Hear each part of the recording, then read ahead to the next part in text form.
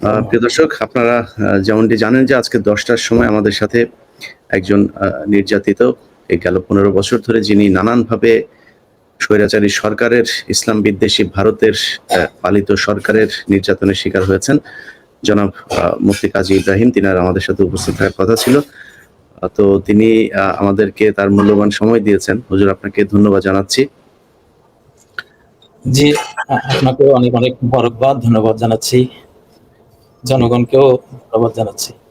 জি, বাংলাদেশের লক্ষ লক্ষ মানুষ আপনি কি অবস্থায় আছেন, আপনি সেই আটক হলেন, তারপরে জেলে গেলেন, জেল থেকে বের হলেন, তারপর থেকে অল্প কিছু মাহফিলে আপনাকে দেখা গেল, তারপর থেকে দীর্ঘ সময় আপনি অনুপস্থিত। তো এই যে আপনার অনুপস্থিতি, এটার মধ্যে কোনো ভয়, সরকারের কোনো আপনার থ্রেট ছিল কিনা, কেন আপনি এতদিন জনসম্মুখে আসতে পারেননি, এবং জেলখানার জীবন কেমন ছিল? আপনি ২ দফায় ৮ দিন জেল খেটেছেন, প্রায় ১.৫ বছর আপনি রিমান্ড খেটেছেন, তারপরে প্রায় ১.৫ বছর আপনি জেলে ছিলেন। তো এই যে দীর্ঘ সময়, এই সময়টা কেমন ছিল? আপনি যেদিন আটক হয়েছেন সেদিন আমরা দেখেছি যে আপনি ভারতের রয়্যাল লোকজন আপনাকে ধরার জন্য এসেছে বলে আপনি দাবি করছিলেন। তো এইসব দাবিগুলোর পেছনে কি কারণ, সেটা জানার জন্য আমরা আস্তে আস্তে আপনার কাছ থেকে শুনবো। আমরা শুরুতেই আপনি কোন পরিস্থিতিতে আটক হলেন সেখান থেকে শুরু করি হুজুর।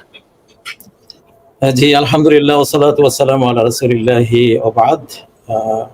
মুহতারাম ইলিয়াস ভাই, আপনাকে অসংখ্য শুকরিয়া জানাই আমাদের বাংলাদেশের জাতির উদ্দেশ্যে। আমরা যারা এই দেশকে ভালোবাসার কারণে, এই জাতিকে ভালোবাসার কারণে, এই জাতির আমরা যে মুক্তি, সমৃদ্ধি, স্বাধীনতা চেয়েছিলাম, দাবি করেছিলাম, সেই লক্ষ্যে আমরা আমাদের জীবন বিনিয়োগ করেছিলাম। আসলে এগুলোই আমাদের পার্শ্ববর্তী যে দেশ ভারত, তাদের দৃষ্টিতে আমাদের জন্য এটা অপরাধ ছিল। আমি যেটা আসলে আমার উপরে নজরটা তারা দিয়েছে অনেক আগে থেকে। আমরা যে নোয়াখালী লক্ষ্মীপুর জেলার বশিকপুর গ্রাম, আমাদের এই গ্রামটি ছিল হাজার হাজার আলেমের পদধূলি বরকতময় একটা এলাকা। সারা বাংলাদেশে উলামায়ে কেরাম তারা ছড়িয়ে পড়তেন, শিক্ষা দিতেন। তো সেইটার আমাদের আমলে এসে ওলামাদের সংখ্যা কমে গেছে। তো আমরা সারা বাংলাদেশ ব্যাপী কাজ করার একটা চেতনা আমাদের ভিতরে জন্মগতভাবে আছে। আমাদের যে জনাব শেখ আহমদুল্লাহ, উনিও আমারই বশিকপুর গ্রামেরই। তো আমরা ২-৩ জন ৪ জন এখন হাজার হাজার অতীত আলেমদের যেই খেদমত ছিল, দেশব্যাপী যে তাদের দাওয়াত তালিমের যে একটা মিশন ছিল, আমরা যেন কয়েকজনে মিলে এটা ধরে রেখেছি, আল্লাহ ধরে রেখেছেন আমাদের মাধ্যমে। তো আমি একসময় যখন বাংলাদেশে আমি মিডিয়ার জগতে আসি, তখন আমি বাংলাদেশে ৬০ থেকে ৬২টা জোনে আমি ৬,০০০ মুক্ত পরিচালনা করতাম, ইবতেদায়ী মাদ্রাসা মুক্ত অনেকগুলো মাদ্রাসা আমি পরিচালনা করতাম সারা বাংলাদেশ ব্যাপী।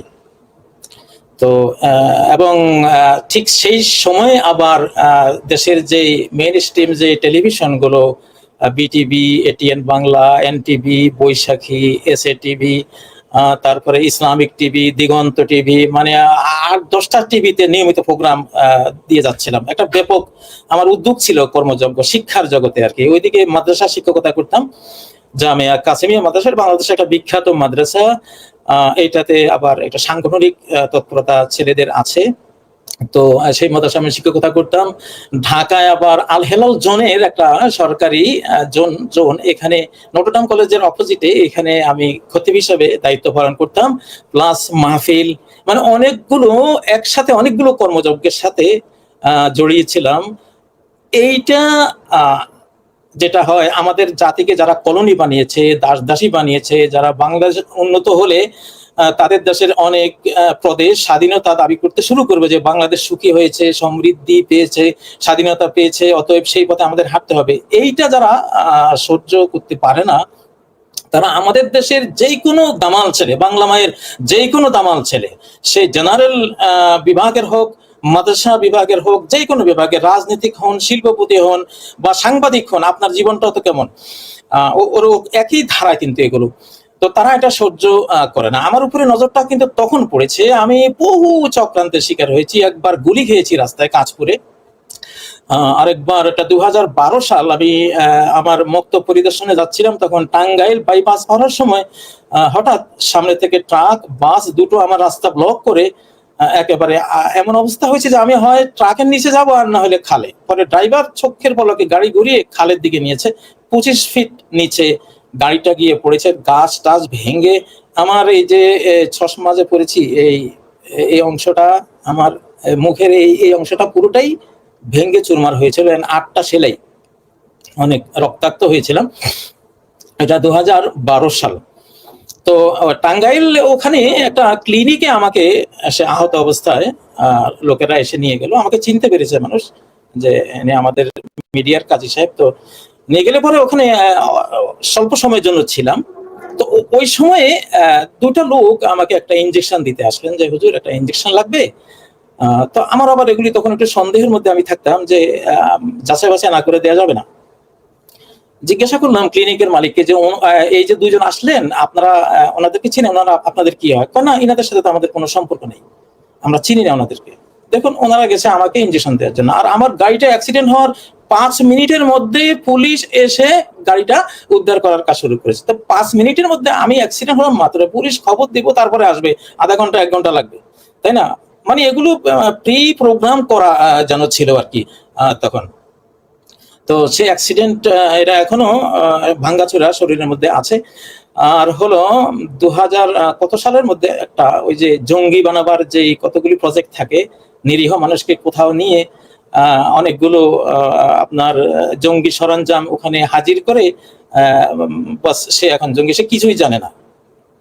একজন আমি তাকে চিনতাম, গোয়েন্দা পুলিশ অফিসার মনে হয়, সে বিশাল একটা চক্রান্ত করেছিল, বিরাট চক্রান্ত করেছিল। যাই হোক, তো আল্লাহ সেখান থেকেও উদ্ধার করেছেন। 3-4 সেকেন্ডের মধ্যে সে আমাকে দাওয়াত দিয়ে নিয়েছে, আমার মুসল্লি মেহমানদারি করবে।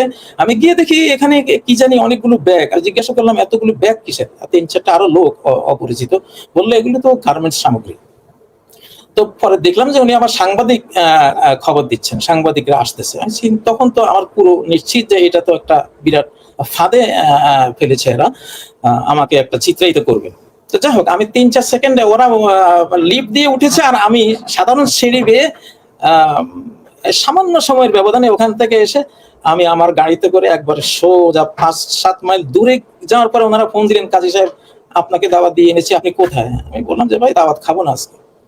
তো আমার অভিজ্ঞতায় আছে যে কিভাবে জঙ্গি বানায়, কিভাবে এইভাবে মানুষ নিরীহ বাংলার দামাল ছেলেদেরকে, বাংলার যারা সম্ভাবনাময় এই দেশের স্বাধীনতার পক্ষের মানুষ তাদেরকে এগুলো বানায়। তো এরপরে ধরেন আমি 2021 সালে এসে যেটা হলো, যেটা আপনারা জানেন, সারা পৃথিবীর আমার বন্ধুরা জানেন, বাংলাদেশি বাংলাভাষীরা জানেন যে আমি 2021 সালের 24 সেপ্টেম্বর আমি একটা খুতবা দিয়েছিলাম আমার মসজিদ, যেটা ঢাকা দক্ষিণ খান, আমার একটা মাদ্রাসা আছে, মাদ্রাসাতুন নুজুম আল ইসলামী, এখানে একটা মসজিদ আছে, আমি এখানে খুতবাটা দেই সাধারণত। তো খুতবা দিয়েছি, খুতবার বিষয় ছিল স্বাধীন, সমৃদ্ধ, নিরাপদ বাংলাদেশ চাই। কারণ আমার কাছে ভারতের 2জন মন্ত্রী বাংলাদেশকে ভারতের অঙ্গীভূত করা হবে এবং বাংলাদেশকে তাদের মানচিত্রের অংশ হিসেবে দেখিয়েছে। তো এটা একটা প্রতিবাদ হিসেবে কিন্তু আমি এই খুতবাটা দিয়েছি 24 সেপ্টেম্বর 2021 সাল জুমাবার।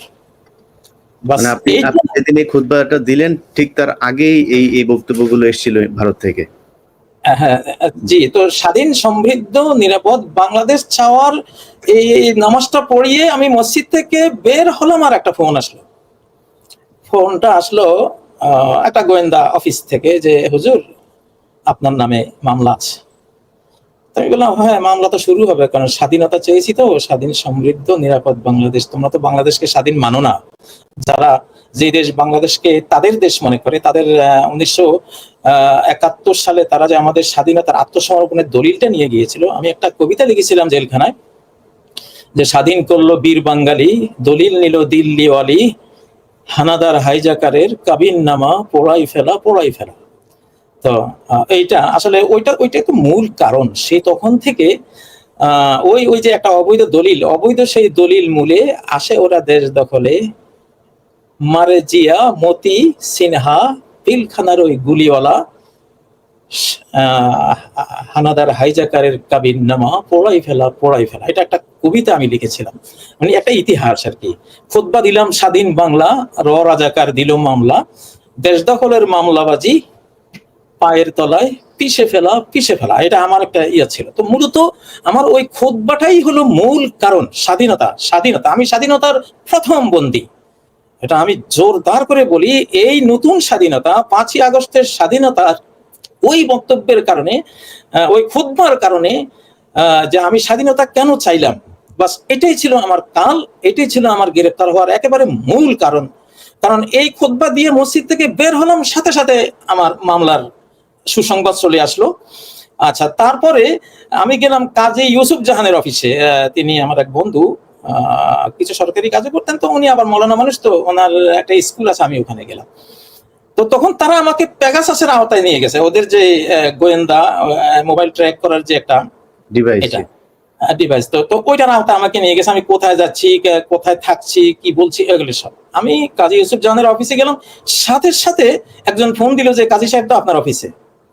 তো আমি বললাম হ্যাঁ, তাইলে তো ঠিক আছে, আপনারা তো দেখা যায় আমার খেদমত শুরু করে দিয়েছেন খুব ভালোভাবে।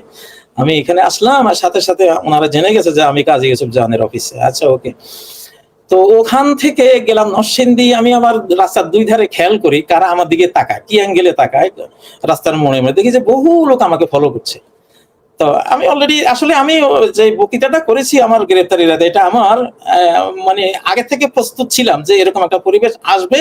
আর আমার একটা ধর্ম আছে, এটা আমার বাঙালি, আমাদের রয়্যাল বেঙ্গল টাইগারের দেশের মানুষ আমরা, এমনি নিরীহ। আমি কিন্তু এমনি খুব নিরীহ, একা চলি, আমার কারোর সাথে কোনো দ্বন্দ্ব নেই।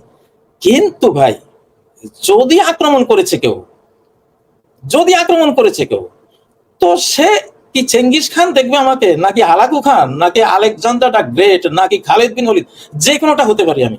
আমার দেখেন, আমরা কিন্তু মালিকের সাথে কাজ করি, আমাদের শাহানশাহ রাজাদিরাজ আল্লাহকে সাথে নিয়ে চলি।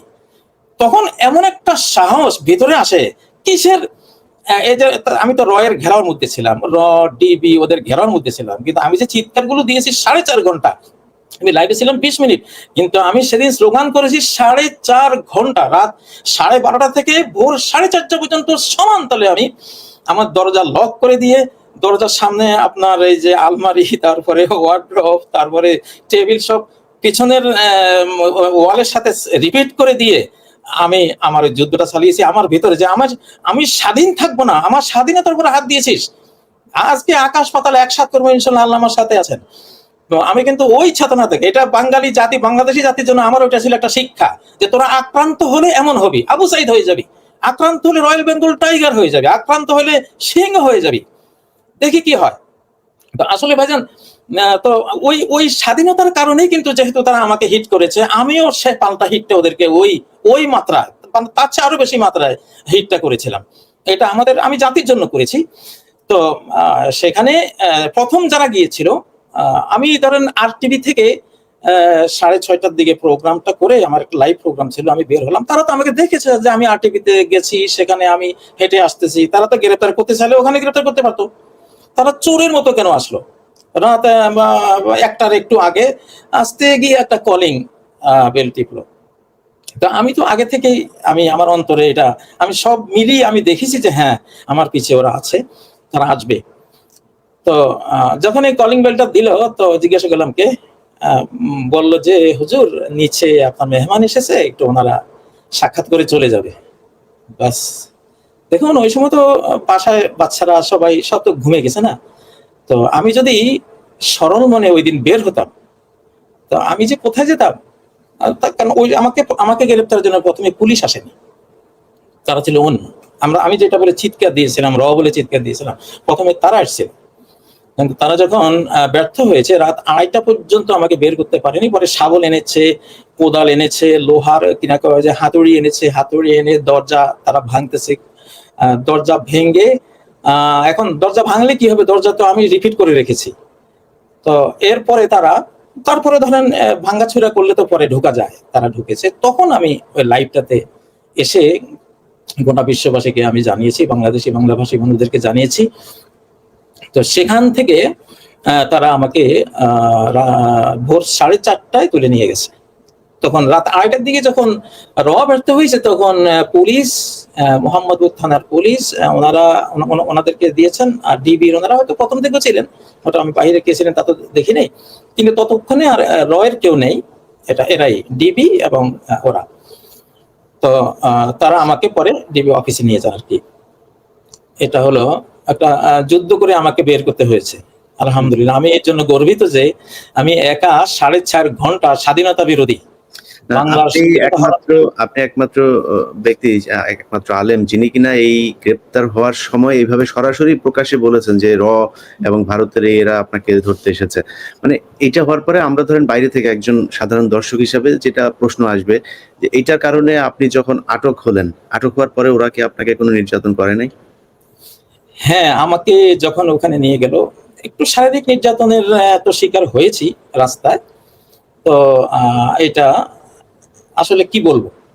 তো যখন অফিসে নিয়ে যায়, সেখানে একজন অফিসার ছিলেন, হিন্দু অফিসার, ওনার নাম না বলি। না নাম বলেন, হুজুর, এখন নাম বলতে হবে, নাম বলে দিতে হবে। হ্যাঁ, ওনার নাম হলো ধর্মেন্দু, হিন্দু অফিসার ধর্মেন্দু একটা প্লাস আর একটা চাকু নিলেন।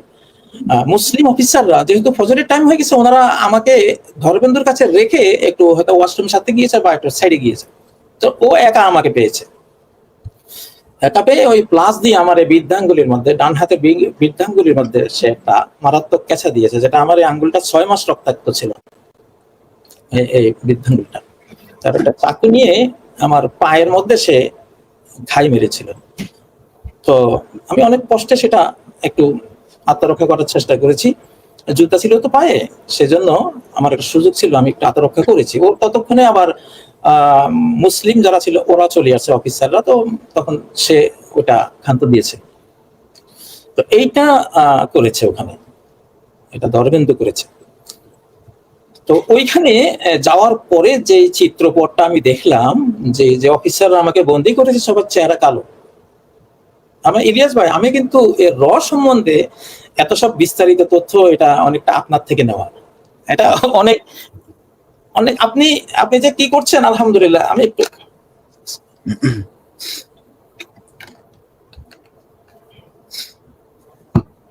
জি, তো সেখানে যেটা হয়েছে এটা আমাদের জাতির জানা উচিত। তো ওরা সবার চেহারা কালো। তো ধর্মেন্দু বলতেছে যে হুজুর সর্বনাশ করে দিলেন। বললাম কি সর্বনাশ করলাম ভাই?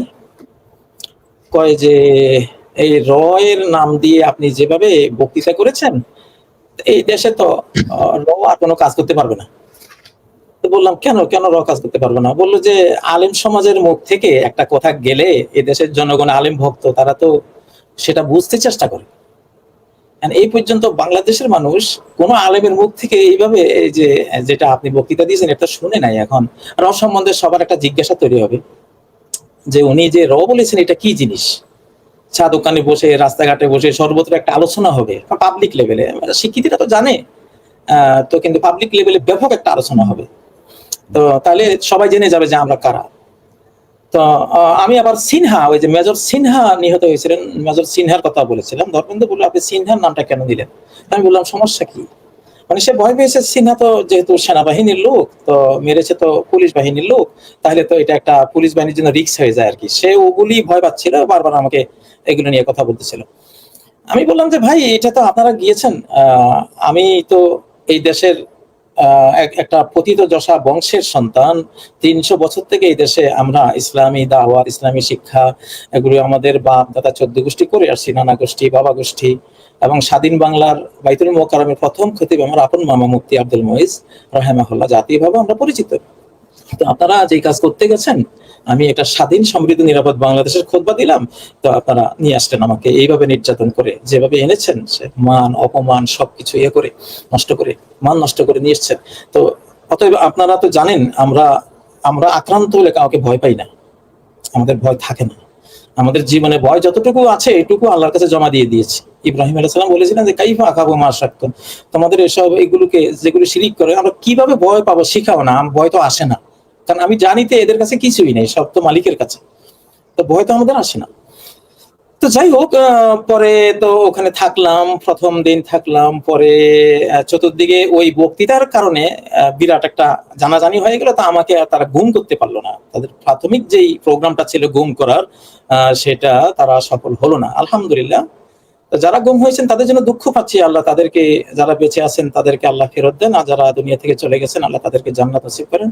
এটা এই দেশের জন্যই তারা এই জীবনটা দিয়েছেন। মান কুতিলা দুনা মাজলিমাতিন ফাহুয়া শাহীদ, নবীজি বলেছেন জুলুমের প্রতিকার করতে গিয়ে যারা নিহত হবে তারা শহীদ। মান কুতিলা দুনা ইরদিহি ফাহুয়া শাহীদ, নিজের সম্ভ্রম ইজ্জত রক্ষার জন্য, ব্যক্তিগত পারিবারিক জাতীয় সম্ভ্রম ইজ্জত সার্বভৌমত্ব এসব রক্ষার জন্য যে জীবন দিবে সেও শহীদ।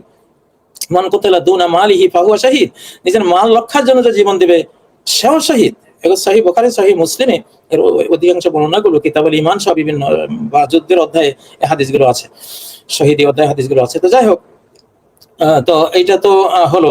যারা গুম হয়েছেন তাদের জন্য দোয়া করি। আমি গুম হওয়ার হাত থেকে বেঁচে গেছি আল্লাহর, একেবারে আল্লাহর অনুগ্রহ। তো ইলিয়াস ভাই, মাঝখানে একটু শুকরিয়া আদায় করি আমাদের যে তরুণ ছাত্র সমাজ। ধরেন আজকে আপনার সাথে আমি প্রোগ্রাম কিন্তু করতে পারতেছি, যেটা আমি আপনার সাথে সম্মিলিত হয়েছি কিন্তু বাংলাদেশ থেকেই। তো এই যে বাংলাদেশে ধরেন পা রাখার সুযোগটা হলো, এইটা আমাদের যে ছাত্র, আমাদের যেই জীবন বিলিয়ে দিয়েছে যারা এই বাংলাদেশের জন্য, ছাত্ররা, এবং আহত হয়েছে, চোখ হারিয়েছে, হাত পা হারিয়েছে, তাদের কথা না বললে শুকরিয়া আদায় হয় না আল্লাহ। তো এটা বক্তব্যের শুরুতে তাদের কথাটা আসতে, যাই হোক আমরা অন্য প্রসঙ্গে গেছি। তো তাদের শুকরিয়া আদায় করছি, যারা সমন্বয়ক আছেন তাদের শুকরিয়া আদায় করছি। এটা শুরু হবে আল্লাহ থেকে। এটা অলৌকিক একটা ঘটনা বাংলাদেশে, এটা আল্লাহর পরিকল্পনায় হয়েছে। এটা আমাদের সাধ্যের বাইরে, কল্পনার বাইরে, পরিকল্পনার বাইরে। যাদের পতন হয়েছে তাদেরও পরিকল্পনার বাইরে, যাদের হাতে হয়েছে তাদেরও পরিকল্পনার বাইরে, সারা বিশ্বের দর্শকদেরও চিন্তা চেতনার বাইরে। তো এই ধরনের ঘটনাগুলো, এগুলো আল্লাহ থেকে হয়। আল্লাহ প্লাস ছাত্র প্লাস জনতা প্লাস সেনাবাহিনী, এইভাবে কিন্তু আল্লাহ করিয়েছেন। আল্লাহ এদেরকে সাথে নিয়ে এই উপহারটা কিন্তু আমাদেরকে দিয়েছেন। আমরা আল্লাহ তাআলার শুকরিয়া আদায় করি। আল্লাহ তাআলা আপনার অনন্ত অনন্ত শুকরিয়া, আমরা কৃতজ্ঞতা আমরা জ্ঞাপন করি, সারা জীবন জ্ঞাপন করব। আর যে ছাত্ররা, যাদের অকুতোভয় এই আত্মত্যাগ এবং সংগ্রাম, নির্ভীক চিত্ত সংগ্রাম, আমরা দেখেছি আমাদের বাচ্চারা যেন সেদিন বাজ পাখি, আমাদের শিশুরা সেদিন যেন ঈগল, সীমান্ত ঈগল এক একজন, আমাদের ছেলেরা এক একজন যেন আমাদের সুন্দরবন টাইগার এক একজন, আমরা দেখেছি আলহামদুলিল্লাহ। তো এই ধারাটা যাতে তারা বহাল রাখে, আমাদের ভিতরে সেই চেতনাটা আছে। আমি বাংলাদেশের আলেম সমাজ, ইনশাআল্লাহ আমি আপনাকে আমার একটা চিন্তা আপনাকে শেয়ার করে রাখি। বাংলাদেশে ইনশাআল্লাহ আমরা আলেম সমাজরা মিলে ৬৪ জেলা থেকে ৬৪ প্রতিনিধি এসব নিয়ে আমরা কেন্দ্রীয় একটা, ইনশাআল্লাহ বিপ্লবী জনতা মঞ্চ হোক বা বিপ্লবী কমান্ড কাউন্সিল হোক, যে কোনো একটা বিপ্লব শব্দটা রেখে আমরা একটা ইনশাআল্লাহ মঞ্চ তৈরি করব। একজন সুপ্রিম লিডার থাকবে আলেমদের, ৬৪ জেলার ওলামারা মিলে একজন ইমাম, ইরানের খোমেনিদের মতো, মিশরীয় শাইখুল ইসলাম আছে, এরকম মানে আমরা প্যারালাল সরকারকে সহায়তা দিব, জাতির স্বার্থ রক্ষা, দেশ স্বাধীনতা রক্ষা, এইসবের ভূমিকা আমরা কিন্তু ইনশাআল্লাহ নিব। তবে একজন সুপ্রিম লিডার বাংলাদেশে থাকবে আমাদের ধর্মীয় অঙ্গনে, জনতা এবং আলেম সমাজ সহ মিলিয়ে এটা আমরা করব। তো এটা একটা প্রসঙ্গত কথা ছিল। তো যাই হোক, আমি ডিবি অফিসে, আপনি কি কোনো প্রশ্ন করবেন? প্রশ্ন যে আপনি যদি এটা কন্টিনিউ করেন, এর পরের প্রশ্নটা হচ্ছে যে মানে আপনি বাংলাদেশে জেল থেকে বের হওয়ার পরে থাকতে পারলেন না কেন? বিভিন্ন কয়েকটা সমাবেশ করেছেন, তারপরে আর করলেন না কেন? হ্যাঁ, আমি তো আসলে জানেন, আমি যখন আমার মামলাটার কাহিনী তো আসলে একটু শোনাতে হয়। আমি যেদিন জামিন মানে মামলা থেকে খালাস পেয়েছি, তো সেদিন আমি যখন আদালতে আসলাম, আদালতে আসার পরে আমার যিনি উকিল ছিলেন তিনি জজকে বললেন যে, মাননীয় জজ, এই যে আইসিটি মামলা, আইসিটি যে আইনটা, এই আইনে লেখা আছে যে বক্তা কখনো দোষী না, তার বাক স্বাধীনতা আছে, বক্তা দোষী হবে না, দোষী হবে সম্প্রচারক দোষী। এটা হলো আইন। এখন আমার উকিল বলতেছেন যে, আমার মক্কেল যে কাজী ইব্রাহিম সাহেবের, তো উনি তো কোনো ফেসবুক পেজ যেখান থেকে প্রচার করা হয়েছে, ইউটিউব চ্যানেল, উনি তো একটারও অ্যাডমিন না, আসলে আমি কোনোটা অ্যাডমিন ছিলাম না, ছেলেরা বিভিন্ন আমার নামে তারা এগুলি চালাতো, আমি বাধা দেইনি, যেহেতু তারা বিশ্বস্ত, তারা চালাচ্ছে, ঠিক আছে, সমস্যা নেই। তো উনি তো অ্যাডমিন না, উনি তো সম্প্রচার করেন নাই। তো আপনারা যে সরকার যে কাজী সাহেবকে মামলাটা দিল, এই মামলাটাই তো হয় না। আমাকে তো ডিবি অফিসে যখন আমি ছিলাম 5 দিন ছিলাম, তো সেখানে অফিসাররা হারুন সাহেবকে বলতেছেন যে ওনার নামে কি মামলা দিব, ওনার নামে তো কিছুই নেই, উনি না কখনো সরকারের বিরুদ্ধে কথা বলেছেন, না কোনো এই যে রাষ্ট্র নিয়ে উনি কোনো বক্তব্য দিয়েছেন, সরকারের কোনো কিছুকে এইভাবে উনি বিরোধিতা করেছেন, এরকম তো আমরা কিছু খুঁজে পাই না। তা হারুন সাহেব বলেন যে, হারুন বলেন যে তোমরা খুঁজে দেখো না, উনি দীর্ঘদিন বক্তৃতা করেছেন, কিছুই কি নাই, কিছুই কি খুঁজে পাওয়া যায় না। পরে এখন কিছু না পাওয়ার পরে গিয়ে ওই করোনা টানা হাবি জাবি যেগুলি নিয়ে কোনো মামলা হয় না, ও সেগুলি বের করেছে না পাওয়ার কারণে। তো এখন আমার মুক্তির দিনে উকিল যখন বলল আপনার আইসিটি আইন বলতেছে বক্তা দোষী না যদি সে বক্তার সম্প্রচারক না হয়, তো কাজী সাহেব তো সম্প্রচারক না, ওনার কোনো চ্যানেল নাই ওনার নামে, কোনো ফেসবুক পেজও তখন আমি অ্যাডমিন ছিলাম না, অ্যাডমিন ছিল অন্য।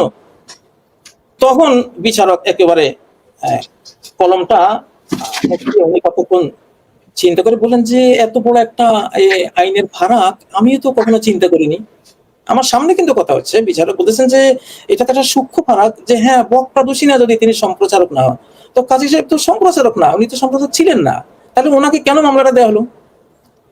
তখন বিচারক আমাকে বলতেছেন যে হুজুর যা হবার হয়ে গেছে, রাষ্ট্র বেঁচে যাক, আপনিও বেঁচে যান, আমরা চাই না আর খামাখা আপনি এই মামলায় আপনি করেন, আপনি আর এটাতে পচার দরকার নেই, যা হবার হয়ে গেছে, আইনে তো আপনাকে পায় না, আসলে আপনার তো মামলাই তো হয় না, আপনি যদি রাজি থাকেন তাহলে আমি যে 16 মাস আপনি ছিলেন আমি বলে দিচ্ছি হ্যাঁ ওনার সব হয়ে গেছে। আমি বললাম ভাই আমি তো এটাই চাই, তো তোমাদের খাঁচা থেকে আগে বের হই, তারপরে আমি ইনশাল্লাহ, কোরআনে তো বলাই আছে কি করতে হবে। তো ওই সময় আসলে মামলাটাই ভুয়া, মামলাটাই টোটাল ভুয়া এবং আইসিটি আইন বিরোধী মামলা ছিল। তখন উনি আমাকে একদম খালাস করে দিয়েছেন যে ওনার শেষ, মামলাই শেষ।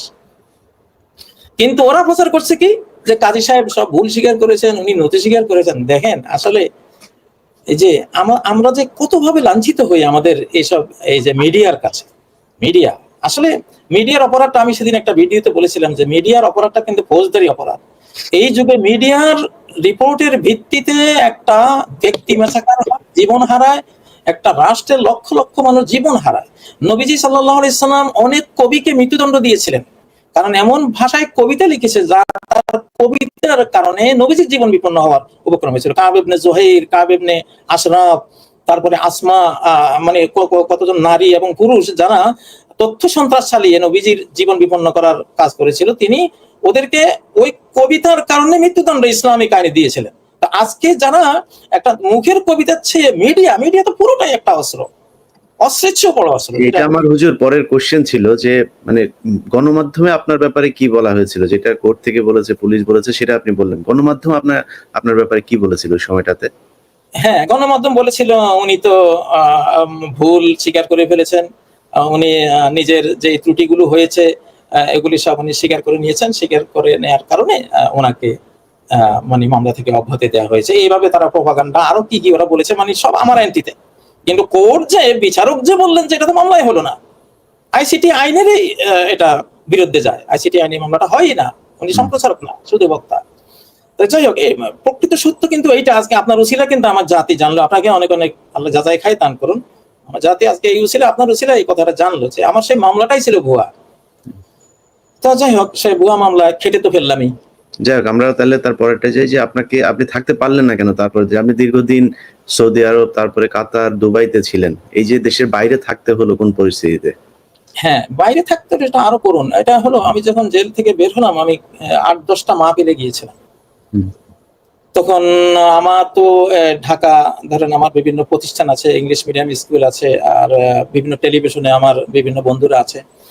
তো একজন ব্রিগেডিয়ার মারফতে আরো আরো আরো আরো আরো কিছু কিছু বন্ধুর মারফতে একবারে ডাইরেক্ট থেকে আমাকে হুমকি দেওয়া হয়েছিল যে উনি দেশে থাকলে কিন্তু ওনাকে আমরা মামলা দিয়ে যেহেতু পারিনি, ওনাকে আমরা একেবারে দুনিয়া থেকে সরিয়ে দেব সরাসরি। আর একবার তো আমি তো আক্রান্ত হয়েছি, একবার রোড অ্যাক্সিডেন্ট, একবার আমার গাড়িতে গুলিয়ে করা হয়েছিল। তো যাই হোক, তো 12 থেকে 13টার মতো হুমকি যখন আসলো যে ওনাকে আমরা কিন্তু আক্রমণ করবো এবং দুনিয়া থেকে সরিয়ে দেবো, কারণ মামলাতে আটকাতে পারলাম না। ওনাকে মালমাতে আটকাতে গিয়ে আর আমাদের ক্ষতি হয়েছে, এটা সেটা। তো তখন ভাবলাম হযরত মুসা আলাইহিস সালাম বলেছিলেন যে ফাফারাতু মিনকুম লাম্মা খিফতুকুম, আমি যখন আশঙ্কা করলাম যে খামাখা এখানে জীবন বিপন্ন করবে কেন, তো আমি দেশ ছেড়ে চলে গেলাম। তারপরে আল্লাহ আমাকে আবার, মুসা আলাইহিস সালাম বলছেন আমাকে নবুয়ত দিলেন, আমি আবার আসলাম দেশে। তা আমি তো ওই আয়াতটাকে অনুসরণ করেছি, সূরা শুআরার এই আয়াতটা অনুসরণ করে চিন্তা করলাম যে না, আপাতত দেশ থেকে চলে যাই। এমনি তো যাই নাই ভাই, দেশ থেকে মানুষ এমনি চলে যায়? আমাদের মতো মানুষ এই দেশে রন্ধ্রে রন্ধ্রে মাহফিল করেছি, হাজার হাজার মক্তব। আমি 7 মিলিয়ন শিশু, বয়স্ক, নারী, পুরুষ সব শ্রেণী পেশার মানুষকে আমি কোরআন শিক্ষা দিয়েছি। আমার যে মক্তব প্রজেক্ট ছিল শিশু শিক্ষা, গণশিক্ষা, আমরা সরকারেরই হেল্প ছিলাম। ইসলামী ফাউন্ডেশন যে কাজটা করে, এটা আমাদের একটা মিশন, জীবন মিশন। আমরা আজীবন শিক্ষক। এখনো তো আমি দেশে থাকি, বিদেশে থাকি, যেখানে একটু শিক্ষকতা না করলে, একটু জনগণকে একটু কোরআন সুন্নাহর কিছু না দিলে নিজের কাছে ভালো লাগে না, অসুস্থ হয়ে যায়। তো ওই চেতনা থেকে এটা করতাম। তো মূলত দেশে থাকতে পারিনি ওই কারণে। দেখেন কোরআনে আল্লাহ কিন্তু বলেছেন সূরা বনী ইসরাঈলের মধ্যে যে হে নবী, তোমাকে যদি ওরা বের করে দেয়, তাহলে তুমি যদি বের হয়ে যেতে হয়, তা ওদেরকে আমি বের করে দেব পৃথিবী থেকে। এটা সূরা বনী ইসরাঈল আল্লাহ বলেছেন ইন কাদু লা ইস্তাফিজুনাকা মিনাল আরদ, তারা তো তোমাকে মক্কা ভূমি থেকে বহিষ্কার করতে চায়। ইজাল্লা ইয়ালবাসুনা খিলাফাকা ইল্লা কালিলা, আমি বলছি যদি মক্কা থেকে তোমাকে বের করে দেয়, তোমার পরে তারাও আর এই মক্কা ভূমিতে থাকতে পারবে না। দেখুন নবীজিকে বের করলো, আর তার 1.5 বছরের মাথায় তারা যে 70 মূল নেতা যারা ছিল, বদরের যুদ্ধে একটাও নাই, বদরের যুদ্ধে গিয়ে সব দুনিয়া থেকে একেবারে পরপারে। তো এটা এটা এটা এই হেরিটেজ কিন্তু রয়ে গেছে আলেমদেরকে। নবীদের লাগানো বাগান হলো ওলামারা। ওলামা বলতে আমরা আলেম দাবি করি না, আমরা ইলমের ছাত্র, শিক্ষকতা করি। তো এটা তো নবীর লাগানো বাগান। এই বাগানের উপরে কেউ যদি হাত দেয়, আল্লাহ কিন্তু তার উপরে হাত দেন। এটা স্বতঃসিদ্ধ কথা, এটা ইতিহাস। তো আমি আসলে যেটা বুঝেছি যে দেখুন, আসলে বাইরের শক্তি যে কোনো কাজে আসে না, আমাদের জাতির জন্য বিরাট শিক্ষা যে মানুষের ভিতরের শক্তিটাই শক্তি, ভিতরের ইমানের শক্তি, সৃষ্টিকর্তার সাথে তার সংযোগে যে শক্তি, নৈতিক শক্তি, এটাই শক্তি।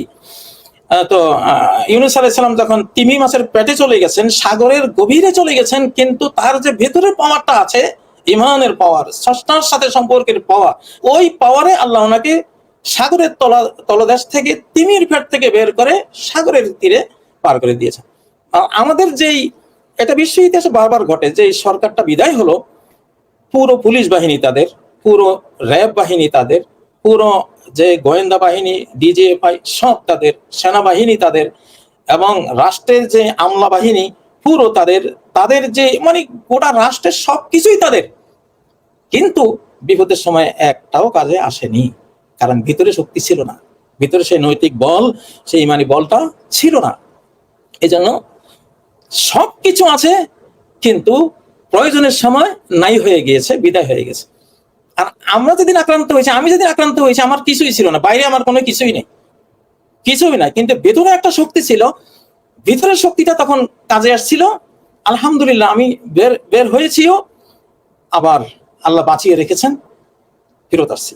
তো দেখেন নমরুদ বিশ্ব শাসক, তার সব বাইরের শক্তি, তার নিজের অন্তর্জগতে স্পিরিচুয়ালি, মোরালি তার কোনো শক্তি ছিল না। একটা ল্যাংড়া মশা একটা বিশ্ব শাসক শক্তিধর মানুষটাকে, তার ভেতরের শক্তি কিছুই নাই, এতটা জিরো যে একটা ল্যাংড়া মশা ঢুকে তারে মেরে ফেললো। আমাদের শাসক যারা, আমাদের নেতৃবৃন্দ যারা, তাদেরকে এটা একটা শিখতে হবে যে আসলে ভেতরের শক্তি না থাকলে পুলিশের শক্তি কোনো কাজে আসবে না নিদানকালে। সেনাবাহিনীর শক্তি, র্যাবের শক্তি, নিজের দলীয় ক্যাডারের শক্তি, নিজের পেশি বল, নিজের বাইরের বন্ধু, বিশাল বন্ধু রাষ্ট্র, হ্যাঁ, কোনোটাই কাজে আসবে না। এটা কিন্তু বিরাট একটা শিক্ষা এখানে আছে। তো আমি জি আমার শেষ প্রশ্ন হচ্ছে যে এই যে আপনি যে ধর্মেন্দ্র নাম বললেন, এর আগে আমরা প্রদীপের কথা শুনেছি, এই বিপ্লব কুমার সরকার, এরকম হিন্দু যেসব অফিসারদেরকে, বনোজ কুমার, সে কত মানুষকে খুন করেছে, কত মেয়েকে ধর্ষণ করেছে, এর কোনো হিসাব নেই। এই যে হিন্দুরা তাদেরকে আওয়ামী লীগ যে সুযোগটা দিয়েছিল, সেই সুযোগটা যে তারা মুসলমানদের উপরে, বিশেষ করে আলেমদের উপরে যে কাজে লাগিয়েছে যেভাবে, এই হিন্দুরা এখন নিজেদেরকে সংখ্যালঘু দাবি করছে। মার্কিন যুক্তরাষ্ট্রের মতো জায়গায় তারা নানানভাবে, এর আগেও পিয়া সাহা এসে বলেছিল যে তাদের নাকি 10 লাখ মানুষকে এই ইসলামী যেই সে ঠিক এই ওয়ার্ডটা ইউজ করেছিল যে ফান্ডামেন্টালিস্টরা তাদেরকে মারধর করছে, 10 লাখ হিন্দুকে তাড়িয়ে দিয়েছে বাংলাদেশ থেকে। এই কথাবার্তাগুলো তারা বলছে, এবং এখনো এই যে ইসকনের নাম করে আওয়ামী লীগ, ছাত্রলীগ, যুবলীগ এদেরকে তারা বিভিন্ন জায়গায় ইসকন মন্দির, হিন্দুদের মন্দিরে গিয়ে গিয়ে তারা এখন বৈঠকগুলো করছে। এই যে কাজগুলো করছে, এখন হিন্দুরা তো নিজেদেরকে কিছু বললেই তারা নিজেদেরকে সংখ্যালঘু দাবি করে যখন ক্ষমতায় না থাকে, আর ক্ষমতায় যখন না থাকে তখন তারা হচ্ছে গিয়ে আওয়ামী লীগ হয়ে যায়। এদের ব্যাপারে আসলে আলেম বা মুসলমান বা বাংলাদেশের মানুষ বা সরকারের পলিসিটা কি হওয়া দরকার? এইটা খুবই একটা জাতীয় অনেক বড় প্রশ্ন করেছেন। দেখুন, এটা কোরআনিক একটা জবাব দেব, পর আমি সামাজিক জবাব দেব। কোরআনে আল্লাহ বলেছেন, ওয়ালাই ইয়াজআলুল্লাহু লিল কাফিরিনা আলাল মুমিনিনা সাবিলা। কোন অবিশ্বাসীকে আল্লাহ তাআলা কোন বিশ্বাসী মুমিনের উপরে কোন ক্ষমতা তিনি প্রদান করেন না, ক্ষমতা প্রয়োগ করার কোন অধিকার, আইনগত কোন অধিকার তিনি এই ইসলামে দেন না। তো এইটা যেটা হয়েছে দুঃখজনক ভাবে, অধিকাংশ আমরা দেখেছি আলেমদের মামলা, যারা বিচারে দায়িত্ব পান তারা আমাদের ধর্মের না। তো আমাদের ধর্মের নয় যে বিচারক, তার তো একটা ধর্মীয় বিদ্বেষের কারণে তিনি আমাকে দেখবেন একটা অন্য, স্বাভাবিক, যেটা স্বাভাবিক।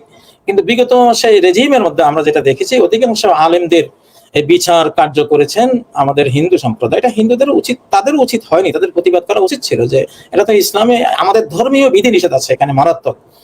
কারণ তাদের ব্যাপারে সূরা তাওবা আল্লাহ বলেছেন, লা ইয়ারকুবুনা ফি মুমিনিন ইল্লা ওয়ালা জিম্মা।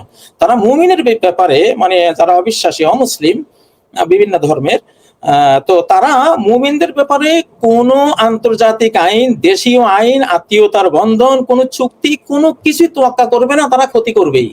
এটা কোরআনের কথা। তো এটা তো বাস্তবে আমরা দেখেছি, আমাদের জীবনে আমরা দেখেছি, বাংলাদেশে দেখেছি। তো আসলে আমাদের হিন্দুদের বিরুদ্ধে তো আমাদের কোনো কথা নাই। আমরা হিন্দুদের জন্য খুবই পজিটিভ। আমরা বাংলাদেশের মানুষ, আবেগী মানুষ, ভালোবাসার মানুষ। আমার বাড়ির পাশে হিন্দুরা আছে, আমরা কখনো তাদেরকে আমরা কষ্ট দিইনি। কেউ বলতে পারবো না যে একদিন একটা কপট চাহনি দিয়েছি তাদের দিকে, এরকমও না।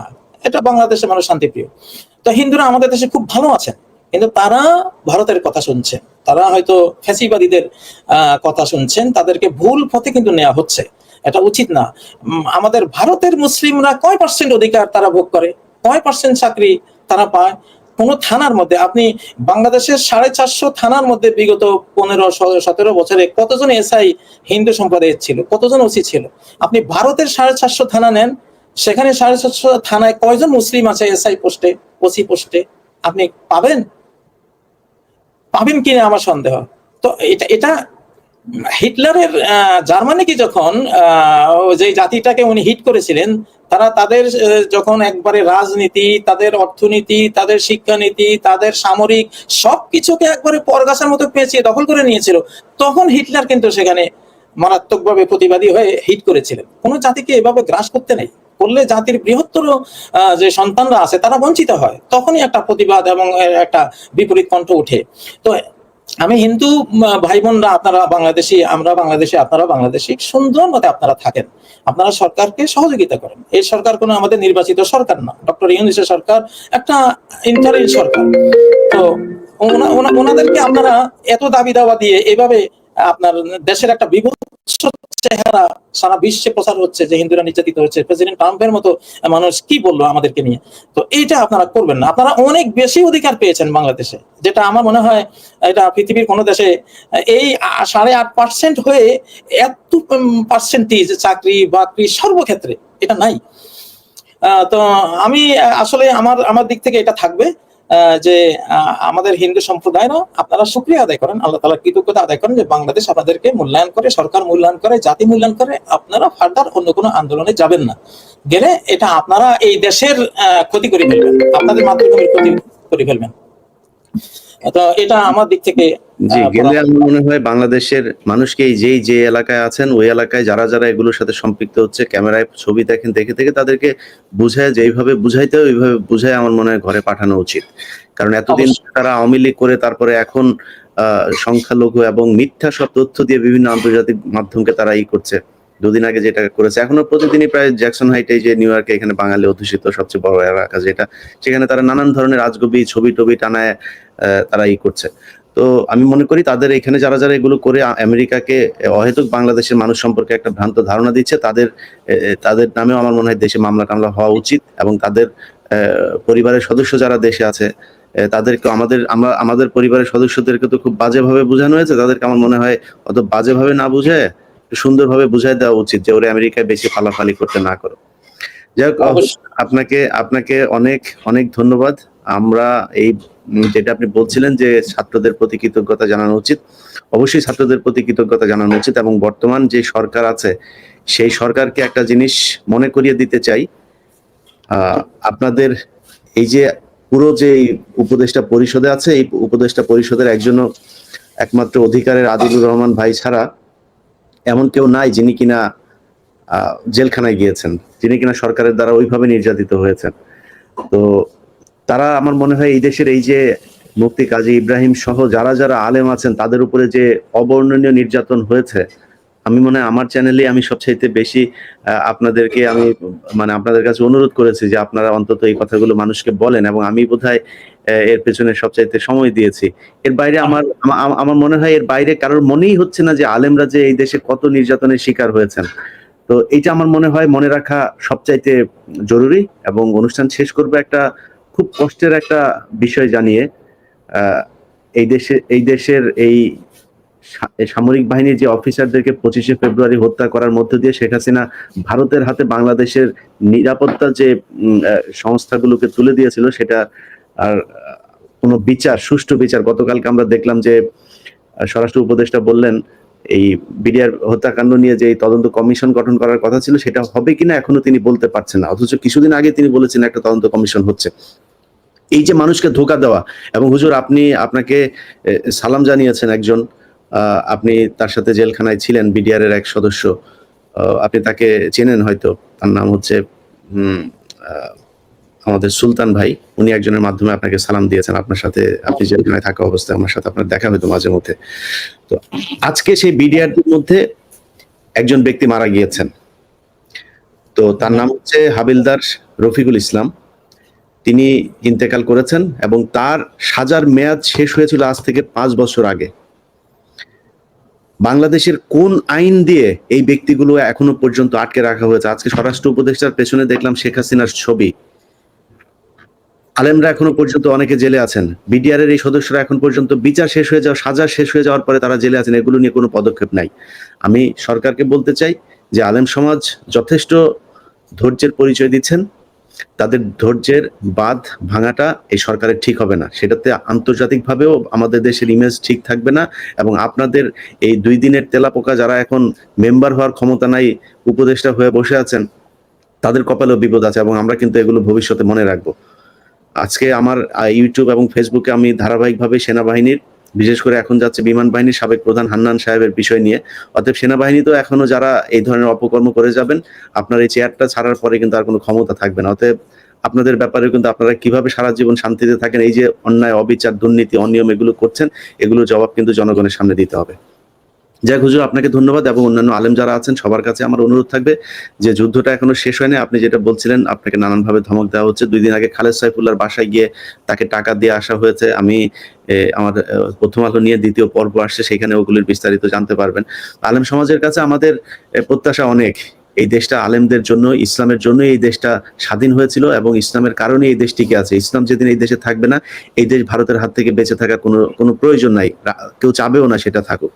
অতএব আলেমদেরকে সেই দায়িত্ব নিতে হবে। আলেমদের উপরে যে নির্যাতন 15 বছর চলেছে, আমার মনে হয় তারা সেটা ভুলে যায় নাই, তাদেরকে আরো বেশি তৎপর হওয়া উচিত। ইনশাআল্লাহ ইলিয়াস ভাই, আলেমরা কিন্তু ঘুমন্ত সিংহ, পাস করলে, জাগিয়ে দিলে কিন্তু গোটা দেশ, গোটা জাতি, আমি মনে করি কোটি কোটি মানুষ আবু সাইদের ভূমিকা ঝাঁপিয়ে পড়বে ইনশাআল্লাহ, তারা যাতে ভুল না বোঝে ইনশাআল্লাহ। ইনশাআল্লাহ জি, আমরা আলেমদের ভেতরে সেই ঐক্যটা চাই। আল্লাহ হাফেজ। আসসালামু আলাইকুম। দেশ কিংবা দেশের বাইরে যেখান থেকে বসে ভিডিওটি দেখলেন সবাইকে স্বাগত জানাচ্ছি আর একবার। প্রিয় দর্শক, কথা বললেন সাংবাদিক ইলিয়াস হোসাইন, মুখোমুখি অবস্থান ছিলেন কাজী ইব্রাহিম। আপনারা জানেন যে কতটা জনপ্রিয়, কতটা ভালোবাসার পাত্র কাজী ইব্রাহিম, কতটা জ্ঞানী মানুষ। তাকে ভারতের এজেন্টার মাধ্যমে